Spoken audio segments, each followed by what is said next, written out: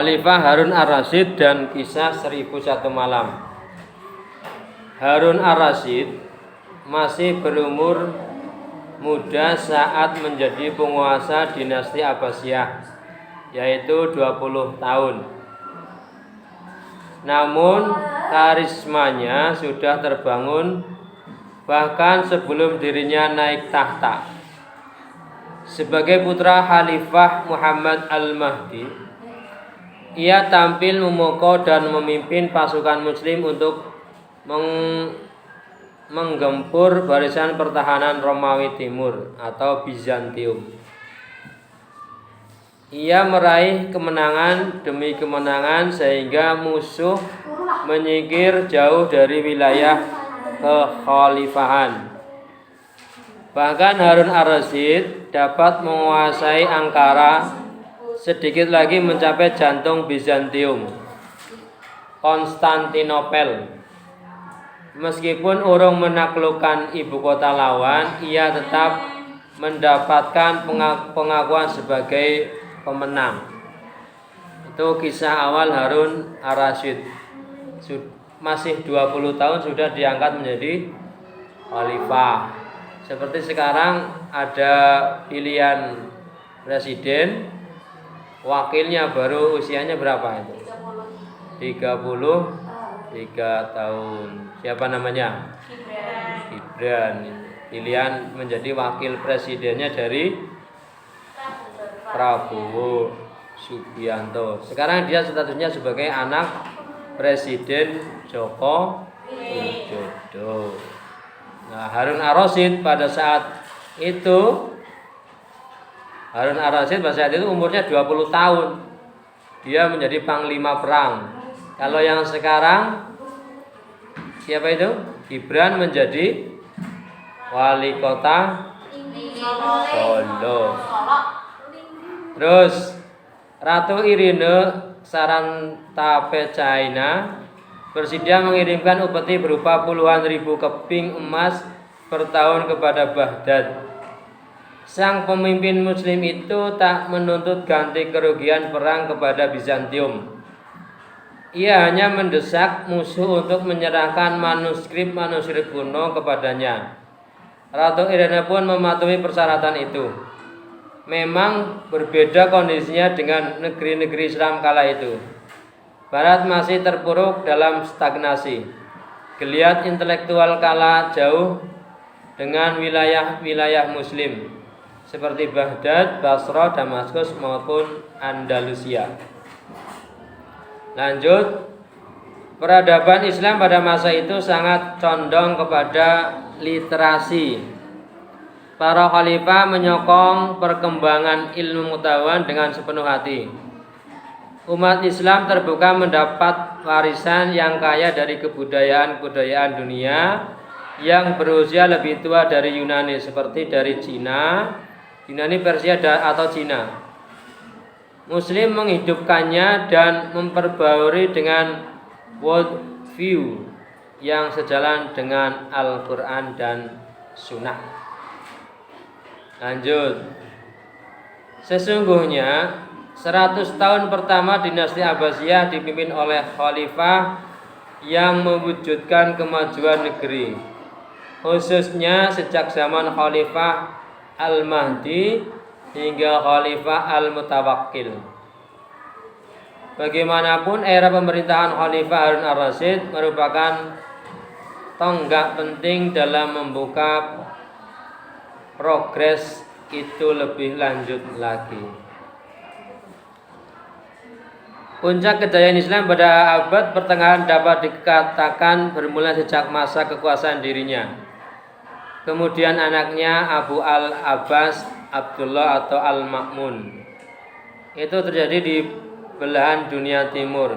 Pada saat yang bersamaan di belahan dunia barat, tepatnya Andalusia, peradaban Islam pun bersemi, terutama sejak kepemimpinan Amir Cordoba Abdurrahman II. Harun Ar-Rasyid memegang tampuk pemerintahan sejak 14 September 786 ia menggantikan saudaranya Khalifah Al-Hadi yang hanya berkuasa selama 1 tahun. Tepat di hari perlantikannya, putranya lahir, yaitu Al-Ma'mun. Khalifah Harun mengangkat seorang ulama yang karismatik untuk menjadi perdana menterinya. Namanya Yahya Al-Barmaki. Kalangan sejarawan mencatat Yahya juga berperan sebagai guru sang khalifah.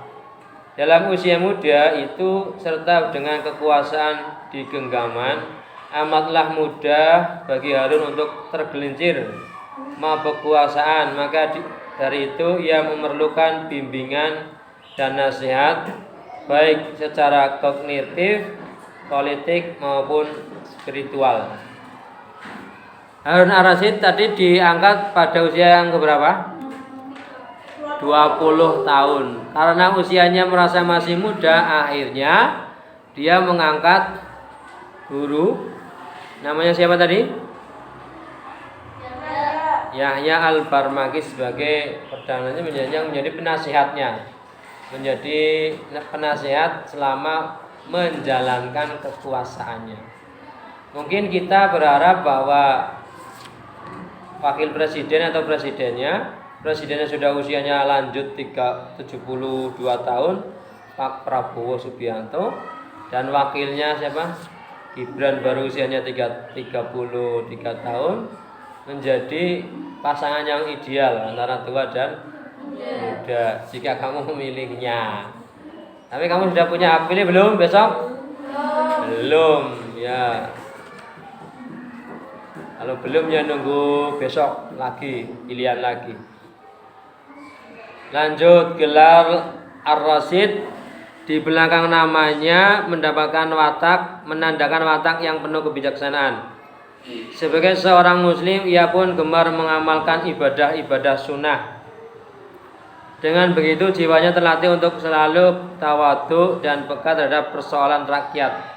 Sebagai contoh, Harun Ar-Rasyid biasa merutinkan sholat sunnah 100 rakaat setiap hari. Subhanallah.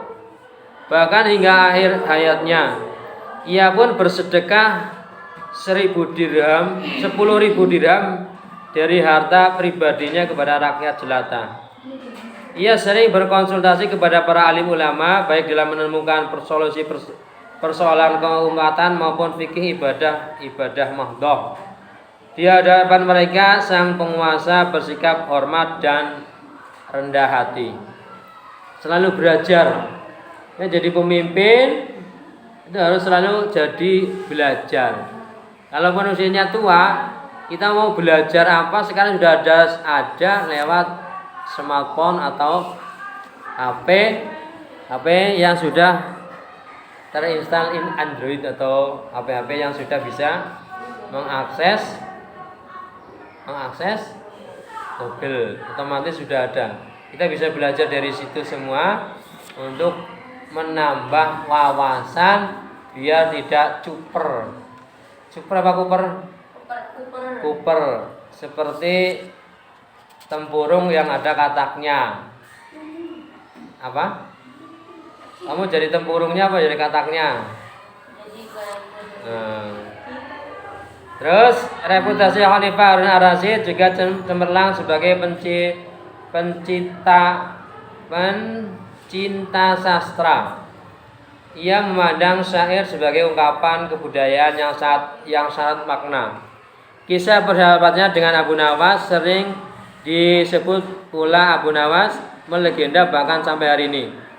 Penyair jenaka sufistik itu lahir dengan nama Hasan pada 756 di Afaz, kini provinsi Khuzestan, Iran. Abu Nawas tak pernah bertemu dengan ayah kandungnya. Ketika masih kecil, sang ibu menjualnya kepada seorang penjaga toko dari Yaman, Sa'ad al-Yasirah. Mula-mula Abu Nawas bekerja di toko milik tuanya di Basrah. Sejak remaja, pemuda ini memang cerdas, terutama dalam retorika. Ia pun menarik perhatian Walibah bin Ibnu Al-Hubba, seorang penyair yang lantas membeli dan memerdekakan remaja tersebut. Sejak saat itu Al-Hubba mengajarinya ilmu-ilmu agama, bahasa dan sastra, khususnya puisi. Abu Nawas juga belajar dari penyair Arab bernama Khufah Al-Amr Al-Khufah.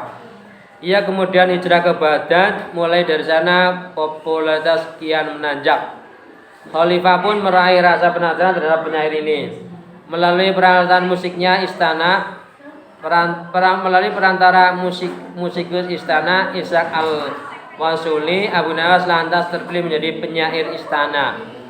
Syahrul Bilad, seorang formal, tugasnya mengubah sajak pujian-pujian untuk sang khalifah. Namun secara informal ia adalah teman dekat, teman debat dan diskusi Khalifah Harun Ar-Rasyid. Jadi Harun Ar-Rasyid punya teman dekat namanya Abu Nawas. Kerjanya sebagai penyair tapi dianggap sebagai teman dekat oleh Abu Nawas. Syair yang terkenal dari Abu Nawas itu apa? Itu ilah-ilah. Bareng-bareng. Ilah-ilah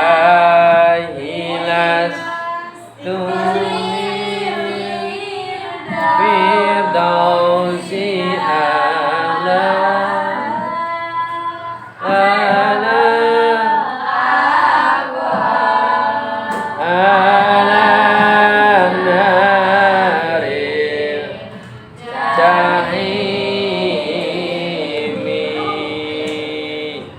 Abu Nawas berteman dengan raja itu kisahnya banyak sekali, makanya namanya 1001 malam. Nggak bakalan selesai kalau diceritakan dalam satu malam kisah-kisah Abu Nawas. Luar biasa. Ini pelajaran dari Khalifah Harun Ar-Rasyid, kisah 1001 malam.